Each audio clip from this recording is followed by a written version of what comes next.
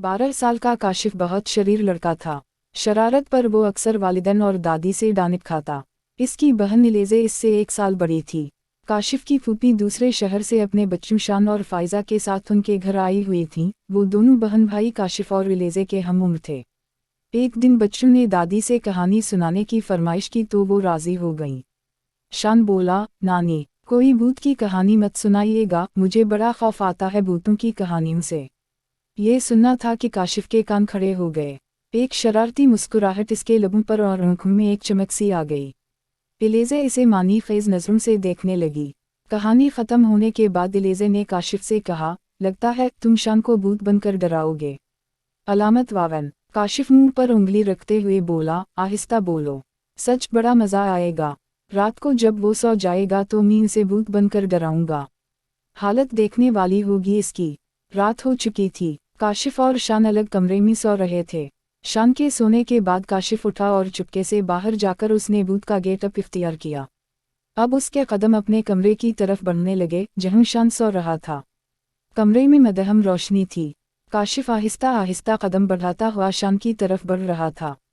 इसने देखा कि शान चादर ओढ़े बेखबर सो रहा है।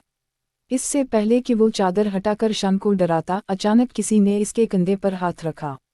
काशिफ ने जो घूमकर देखा तो इसकी रूह फना हो गई। इलेज़े और फ़ाइज़ा दादी जान के कमरे में थीं। इलेज़े जाग रही थी। इसे मालूम था कि काशिफ शान को भूत बनकर डराएगा। अभी थोड़ी ही देर हुई थी कि अचानक इलेज़े को काशिफ की चीख सुनाई दी। उसी दौरान फ़ाइज़ा भी उठ गई और मुस्कुराने लगी। इसे देखकर इलेज़े को बड़ी हैरत हुई। तुम क्यों मुस्कुरा रही हो?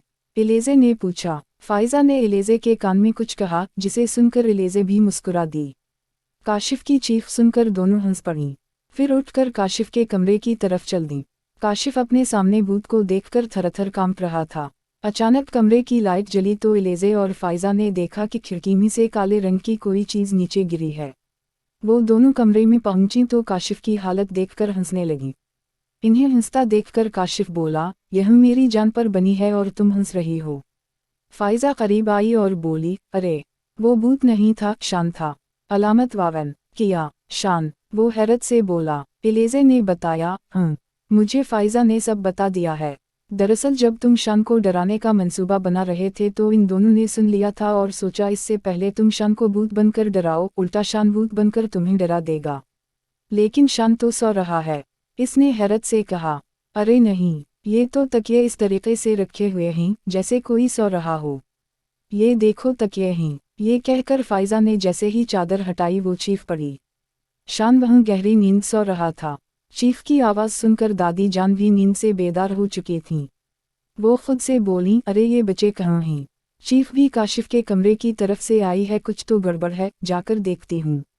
ये कहकर इन्होंने अपनी तस्बीह उठाई और काशिफ के कमरे की तरफ चल पड़ी। अगर शान सो रहा है तो फिर वो कौन था जो फौरन ही गायब हो गया था? इलेज़े ने खौफज़दा होकर कहा। उसी दौरान शान भी उनकी मिलता हुआ खड़ा हो गया और पूछा, ये काशिफ भूत क्यों बना हुआ है? फ़ाइज़ा ने कहा, किस कदर बेखबर सोते हो भाई, इस कदर शोर में भी आँख नहीं खली। शान ने कहा, अरे मुझे लगा कि ये शोर ख्वाब में हो रहा है। अलामत वावन। अब काशिफ की समझ में आया कि वो असली भूत ही था।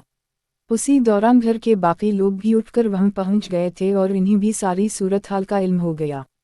काशिफ के अब्बू ने कहा, कहो बरखुरदार, अब कोई शरारत करोगे? असली भूत तुम्हें शरारतों की सज़ा देने आया था, लेकिन इलेज़े और फ़ाइज़ा के आने से वो गायब हो गया। अब कोई शरारत ना करना। काशिफ अपने कानों को हाथ लगाकर बोला, मेरी तौबा है जो मैंने आइंदा कोई शरारत की हो। अलामत वावन। दादी बोलीं, हमारी बात तो तुम मानते नहीं थे, भूत की बात फ़ौरन मान ली। अचानक शान चीखा, भूत कहाँ है? ये कहकर काशिफ खौफ से कांपने लगा। उसे कांपता देखकर शान ज़ोर ज़ोर से हंसने लगा।